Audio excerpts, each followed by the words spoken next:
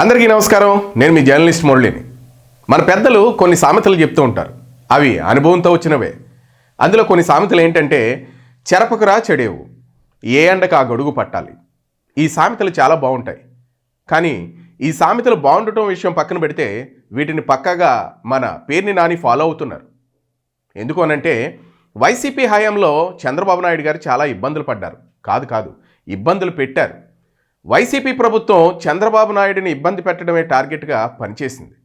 7-10 వయసులో 52 రోజుల పాటు రాజమండ్రి సెంట్రల్ జైల్లో రిమాండ్ ఖైదీగా ఉంచారు. ఆయనకు బెయిల్ తగ్గకుండా కనీసం ఆధారాలు లేని కేసుల్లో జైల్లో ఉంచగలిగారు. ఈ విషయంలో వైసీపీ నేతలు చాలా సక్సెస్ అయ్యారు. పాపం తను స్క్వాష్ పిటిషన్ వేసినా అది చెల్లదు అనే విధంగా దాన్ని తీసుకుని వచ్చి మరి కోర్టుల ద్వారానే రాజకీయాలన్నీ నడుపుకుంటూ వచ్చారు. అయితే ఈ ఘటనకు ఎక్కువగా చంద్రబాబుకు ప్రయోజనం చేకూర్చింది అని చెప్పాలి. ఎందుకనంటే అలా జైల్లో పెట్టడం వల్లే చంద్రబాబుపై సానుభూతి కూడా పెరిగింది. ఏపీలో కూటమి గూటికి ఆ 3 పార్టీలు రావడానికి కారణమైంది. పాపం ఇది వైసీపీకి తెలియకుండానే జరిగిపోయింది. అయితే అప్పట్లో చంద్రబాబు విషయంలో అలా చేయొద్దని వైసీపీ నేతలు కూడా ఒకరిద్దరు చెప్పారట. అంత పెద్ద నాయకుడిని జైల్లో పెట్టడం కరెక్ట్ కాదు, అటువంటి నాయకుడు ప్రజల్లో తిరిగి వచ్చిన నాయకుడు, కాస్త మనకు వ్యతిరేకత పెరుగుతుందని చెప్పారట. కానీ జగన్ గారికి చెప్పే అంత ధైర్యం ఎవరు చేస్తారో చెప్పండి. జగన్ గారి చుట్టూ ఉన్నటువంటి కోటరీ మాత్రమే జగన్ గారితో మాట్లాడాలి.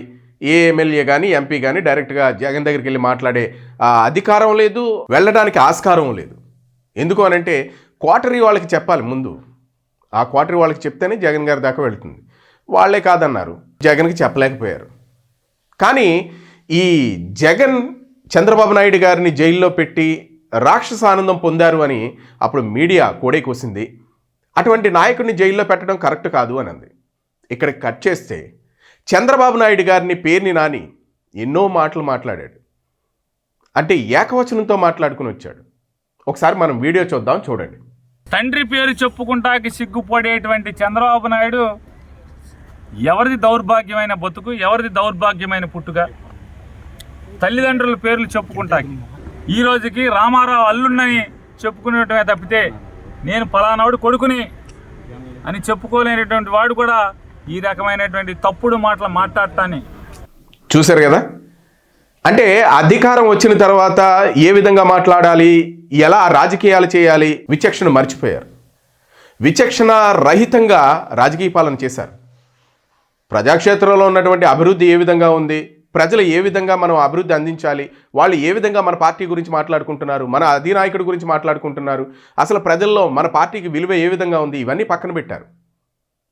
చంద్రబాబు నాయుడిని టార్గెట్ చేస్తూ చంద్రబాబు నాయుడిని ఏ విధంగా తనని ఇరకాటంలో పెట్టాలి, ఏ విధంగా తనని అణగదొక్కాలి, లేదు ఆ పార్టీ పేరెత్తిన వాళ్ళని ప్రతి ఒక్కరిని జైల్లో ఏ విధంగా వేయాలి, ఇటువంటి అన్నీ కూడా టార్గెట్ చేసుకుంటూ వెళ్ళారు. ఎన్నో కేసులు పెట్టారు. మంత్రులను చూడలేదు, మాజీ మంత్రులను చూడలేదు, లేదు ఎమ్మెల్యేలను చూడలేదు, మంచి పేరున్న నాయకులను చూడలేదు. నిజంగా చంద్రబాబు నాయుడు గారిని పెట్టారు కదా. కానీ ఈ వైసీపీ నాయకుల విషయానికి వస్తే వాళ్ళు సునకానందం, ఎదుటి వాళ్ళని ఇబ్బందులు పెట్టి మనమే పెట్టాం, మనకి ఇంచుమించు 151 సీట్లు వచ్చేసే, మనల్ని ఎవడరా ఆపేది, ఈ రేంజ్లో వాళ్ళు చేసుకుంటూ వెళ్ళిపోయారు. కానీ అక్కడికి విషయం కట్ చేస్తే పవన్ కళ్యాణ్ గారు సెంట్రల్ జైలుకి వచ్చి రాజమండ్రిలో లోకేష్ బాబుని కలిసి చంద్రబాబు నాయుడు గారిని కలిసి కూటమి ప్రభుత్వం, కూటమి అధికారంలోకి రావడానికి, అలాగే కూటమి పార్టీలు కలిసి పనిచేస్తాయి, మేము అధికారంలోకి వస్తాము అని చెప్పడం వైసీపీకి మింగుడు పడలేదు. అదేంటి, మేము ఏదో అనుకున్నాం, ఇక్కడ ఏదో జరిగింది, పవన్ కళ్యాణ్ వచ్చి రాగానే ఇలాగ కూటమి పోటీ చేస్తుంది అని చెప్పారేంటి, ఏంటి మా పరిస్థితి అని వాళ్ళు సందిగ్ధంలో పడిపోయారు. మళ్ళా వీళ్ళు ఎదురుదాడికి ప్రయత్నం చేశారు.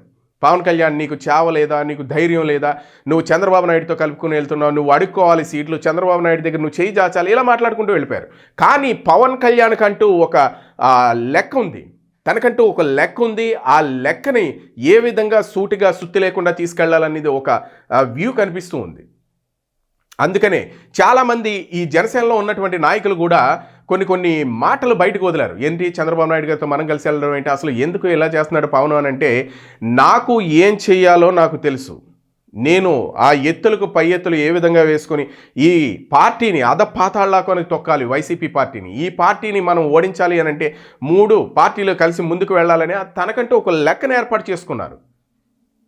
నేను చేసేటటువంటి పనులు నాకు వదిలేసేయండి, ఏం చేయాలో నాకు తెలుసు, మీరు నాతో ఉండాలనుకునే వాళ్ళు ఉండొచ్చు, వెళ్ళిపోవాలనుకునే వాళ్ళు వెళ్ళిపోవచ్చు అని పవన్ కళ్యాణ్ గారు సీరియస్గా చెప్పిన సందర్భాలు కూడా చాలా ఉన్నాయి. అయితే ఎట్టకేలకు పవన్ కళ్యాణ్ గారు తను అనుకున్నది సాధించారు, కూటమి ప్రభుత్వాన్ని ఏర్పాటు చేయగలిగారు. అలాగే కూటమి ప్రభుత్వం రావడానికి ఎంతో కృషిని చేసి అందరినీ ఆశ్చర్యానికి ముంచెత్తారు. మనందరికీ తెలిసిన విషయమే.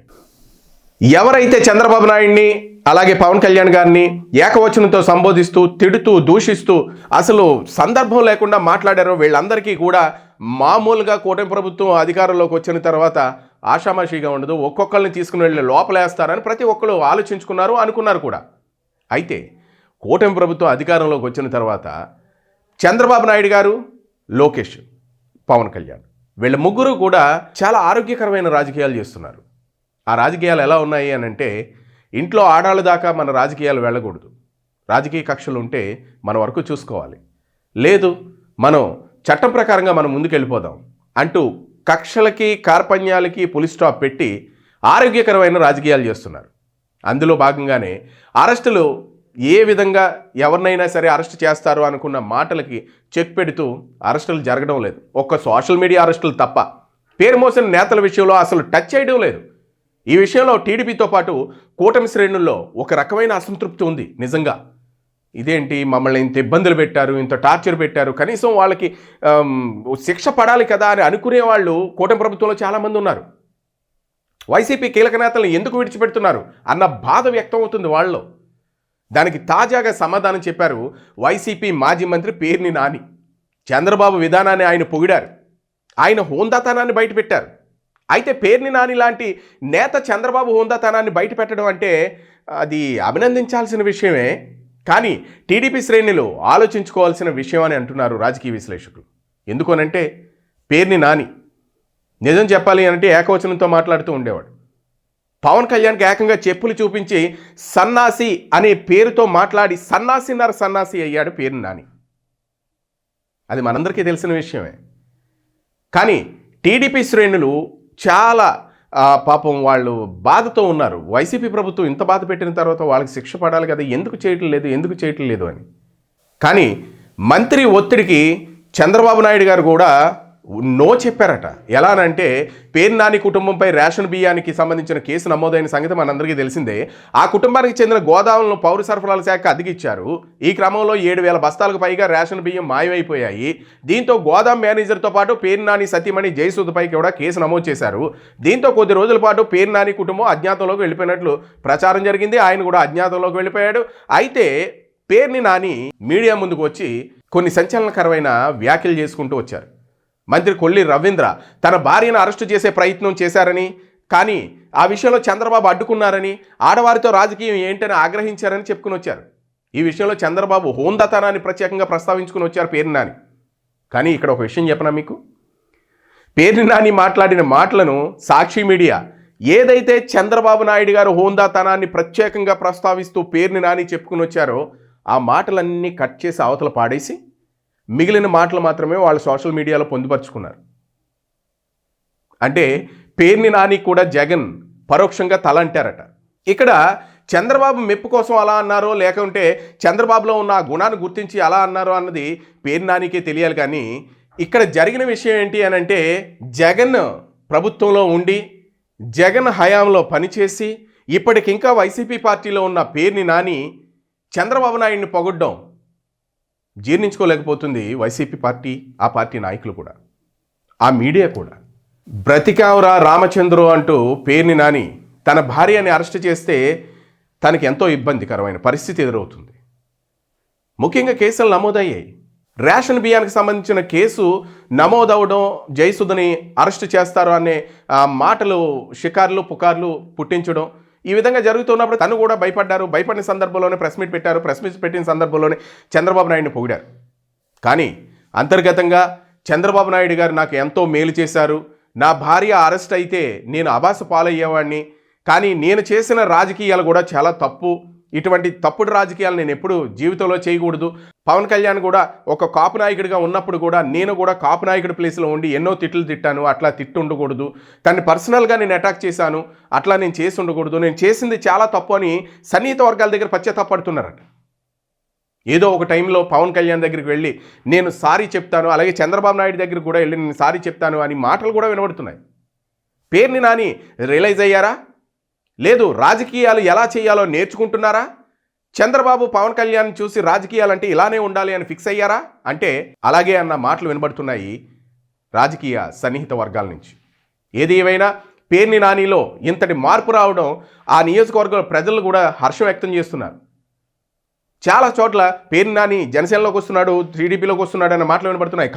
కానీ పేర్ని నాని గారు రియలైజ్ అయ్యి ఇప్పుడు చంద్రబాబు నాయుడు గారు చేసినటువంటి రాజకీయాలే మనం చేయాలి, మన పార్టీ నాయకుడు చేయాలి, అలాగే పవన్ కళ్యాణ్ చూసి మనం నేర్చుకోవాలి, అతను చేసినటువంటి రాజకీయాలు మనం చూడాలి అని వాళ్ళే అంతర్మదనం పడుతున్నారు. చంద్రబాబు నాయుడు పవన్ కళ్యాణ్ వీళ్ళిద్దరిని చూస్తుంటే రాజకీయాలు ఇలానే చేయాలా, ఇలాగే ఉంటాయా, ఇలా చేస్తేనే ప్రజల్లో మంచి మాట మనం వేసుకుంటామా అనే అంతర్మదనం వాళ్ళ మొదలైంది అని చెప్తున్నారు. పవన్ కళ్యాణ్ నిజం చెప్పాలి అని అంటే పేర్ని నాని ఇష్టం వచ్చినట్టు మాట్లాడినా, చెప్పులు చూపించినా అన్నట్టు మీకు ఇందాక ఒక మాట చెప్పారు. చెప్పులు చూపించే వీడియో ఒకసారి మనం చూద్దాం. ఇక్కడ చూడండి, మా వాళ్ళు ప్లే చేస్తారు. చెప్పు చూపిస్తే పొన్నం పెద్ద మొగోళ్ళైనా మాట చెప్పు చూస్తున్నా, చెప్పు చూపించా అని. పవన్ కళ్యాణ్ 2 చెప్పులు చూపిస్తున్నా, నీకన్నా పెద్ద మొగోడిని అప్పుడు నేను. 2 జాగ్రత్త, మక్కిలు ఇరిగిపోతాయి. ఈ సొల్లు మాటలు ఏం చెప్పలేనా, నువ్వేనా చెప్పేది? ఈ బుస మాటలు, సొల్లు మాటలు, చెప్పులు ఇవితే మైకిలు ఇరిగిపోతాయి. అది పెద్ద పోటుగాళ్ళలాగా చెప్పుకున్నావు మాటకి. నీ ఆఫీసులో కూర్చుని, నేను నా ఆఫీసులో కూర్చున్నా, అన్ని ఛానల్ కెమెరాలు ఉన్నాయి, నేను చెప్పులు చూపించా. ఏంటి నీకేం ఊడింది, మొన్న నాకేం ఊడింది? చూసారా? ఆ వీడియో చూస్తుంటే మనకే రక్తం మరిగిపోతుంది, చాలా కోపం వస్తుంది. అంటే రాజకీయాల్లో దాడి ప్రతిదాడులు ఉంటాయి, కానీ మానసిక క్షోభకు గురిచేసే దాడి ప్రతిదాడులు ఇప్పటివరకు లేవు. వైసీపీ ప్రభుత్వం వచ్చిన తర్వాతే వచ్చాయి. పర్సనల్ అటాక్లు అప్పుడే వచ్చాయి. ఇంట్లో ఆడాళ్ళను బయటకు లాగడం అప్పుడే వచ్చింది. ఆడాళ్ళ మీద కేసులు రుద్దడం అప్పుడే వచ్చింది. ఆడవాళ్ళని పర్సనల్గా క్యారెక్టర్ అసాసినేషన్ చేసే సందర్భం కూడా అప్పుడే వచ్చాయి. వైసీపీ ప్రభుత్వం తీసుకొచ్చింది ఈ సాంప్రదాయాన్ని. ఇప్పుడు ఇలాంటి మాటలు, ఇలాంటి వీడియోలు ఎన్నో వీడియోలు మనకి సోషల్ మీడియాలో దర్శనమిస్తున్నాయి. ఈ వీడియోలు చూసినప్పుడు మనకే రక్తం మరిగిపోతూ ఉంటే అనిపించుకున్న పవన్ కళ్యాణ్ లాంటి వ్యక్తి కోపం రాదా? మనిషికి క్షమాగుణం ఉండాలి అనే మాటలు వినబడుతూ ఉంటాయి, కానీ క్షమాగుణం ఉండొచ్చు, మరీ ఇంత క్షమాగుణమా? ఇటువంటి మాటలన్న నాయకులను కూడా క్షమించడం కరెక్టా అని అంటే కరెక్టే అని చంద్రబాబు నాయుడు గారు, పవన్ కళ్యాణ్ గారు నిరూపిస్తున్నారు. వీళ్ళిద్దరూ కూడా మాకు ప్రజాక్షేమం, ప్రజాక్షేత్రంలో మేము వెళ్ళగానే ప్రజలకి మంచి చేశాం, మమ్మల్ని చాలా ఆనందంగా చూస్తున్నారు, మమ్మల్ని గౌరవిస్తున్నారు, అది చాలు అనే విధంగా వీళ్ళు పనిచేస్తున్నారు. అందుకనే కక్షలకి కార్పణ్యాలకి సమయం కేటాయించలేదు. వాళ్ళు వాటిని పక్కన పెట్టేశారు. ఇతను అల్లూరు సీతారామరాజు జిల్లా వరకు, ఎక్కడో ఏజెన్సీల వరకు వెళ్ళి అక్కడ ఉన్న గిరిజనులకి ఎన్నో సేవలు చేస్తూ ఉంటే, చంద్రబాబు నాయుడు గారు అక్కడ అమరావతి పనులు చూస్తూ ఉంటే, పెట్టుబడులు తీసుకురావడానికి లోకేష్ బాబు ప్రయత్నాలు చేస్తూ ఉంటే, వీళ్ళ పనుల్లో వీళ్ళు చాలా బిజీ అయిపోయారు. వీళ్ళు ఇంత బిజీగా గత 6 నెలలుగా పనులు చేసుకుంటూ వెళుతూ ఉంటే, వైసీపీ ప్రభుత్వం జగన్ మాత్రం వీళ్ళు చేసినటువంటి పనుల్ని ఎండగడుతూ, కూటమి ప్రభుత్వం ప్రజలకు ఇస్తానన్న సూపర్ 6 పథకాలు ఎందుకు ఇవ్వలేదనేసి ప్రజల్లోకి తీసుకువెళ్తాం, ధర్నాలు చేస్తాం, మేము ఉద్యమాలు చేస్తామని మొన్న జగన్ అంటే కనీసం ఒక 100 మంది కూడా వైసీపీ నాయకులు వెనకాల లేరు. గుంటూరు జిల్లాలో విడుదల రజనీ గారు మొన్న ఏదో బైక్ ర్యాలీ చేస్తూ చంద్రబాబు నాయుడు గారు అలా చేస్తున్నారు, పవన్ కళ్యాణ్ ఎలా చేస్తున్నారు, అప్పుడు కూటమి ప్రభుత్వం ఎలా చేస్తుంది, మేము ఉద్యమం చేస్తామని అంటే బైకులతో ర్యాలీ చేయడానికి కనీసం 100 మంది రాలా. ప్రజల్లో వ్యతిరేకత ఉంటేనే కదా ఇటువంటి ఉద్యమాలన్నీ వస్తాయి. ప్రజల్లో వ్యతిరేకత ఎక్కడే? కూటమి ప్రభుత్వం అధికారంలోకి వచ్చిన తర్వాత చంద్రబాబు నాయుడు, లోకేష్, పవన్ కళ్యాణ్ వీళ్ళ ముగ్గురు కలిసి అసలు ఆంధ్రప్రదేశ్కి ఏం కావాలి, ఏముంటే ప్రజలు చాలా సంతోషంగా ఉంటారని వాళ్ళు మొట్టమొదటిసారిగా రోడ్లన్నీ వేయించారు. ఏ గ్రామంలో చూసినా పండగకి ఎవరైనా వచ్చి మా గ్రామంలో రోడ్డు లేదు అని అంటే ఆ నియోజకవర్గానికి సంబంధించినటువంటి నాయకుడిని నేను క్షమించనని చంద్రబాబు నాయుడు గారు చెప్పారు. అంటే పనులు ఎంత సూటిగా సుత్తి లేకుండా వెళుతున్నాయి మనందరికీ అర్థమవుతుంది. మరి వైసీపీ ప్రభుత్వం కూటమి ప్రభుత్వాన్ని ఏం ప్రశ్నిస్తుంది? ప్రశ్నించాలి అంటే ప్రజాక్షేత్రంలో అభివృద్ధి జరగకుండా ఉండాలి కదా. కానీ గత 6 నెలలుగా అభివృద్ధి జరుగుతూ ఉంది. మరి ప్రజలు ఎలా ప్రశ్నిస్తారు? అందుకనే ఈ వైసీపీ ప్రభుత్వం చేస్తున్నటువంటి ఉద్యమాలు కూడా ఎవరు రాక వాళ్ళు విరమించుకున్నారు. ఇప్పుడు పేర్ని నాని వీటన్నిటిని దృష్టిలో పెట్టుకుని, జరుగుతున్న పాలన దృష్టిలో పెట్టుకుని పవన్ కళ్యాణ్ గారిని క్షమించమని అడుగుతానని సన్నిహిత వర్గాల దగ్గర అన్నారట. ఏది ఏమైనా చంద్రబాబు నాయుడు గారి రాజకీయ అనుభవం, పవన్ కళ్యాణ్ గారు చేస్తున్నటువంటి ట్రాన్స్పరెంట్ రాజకీయం ఇవన్నీ చూసి పేరునాన్ని నేర్చుకుంటాను, నేను నేర్చుకోవాల్సినవి చాలా ఉన్నాయి అని పశ్చాత్తాపం పడ్డారట. ఇటువంటి మార్పులు వైసీపీలో నాయకులు చాలామందికి రావాలి. వచ్చి బంగారు భవిష్యత్తు కోసం, వాళ్ళ రాజకీయ భవిష్యత్తు కోసం ఇట్లా అభివృద్ధి పదాల వైపు నడిపించే రాజకీయ నాయకులు వెనకాల ఉంటే ఇంకా మరింత అభివృద్ధిని సాధిస్తారు, మరింత అభివృద్ధి చేస్తారు మన కూటమి ప్రభుత్వ నాయకులు. మరి చూద్దాం భవిష్యత్తులో ఏం జరగబోతుందో ఏంటో.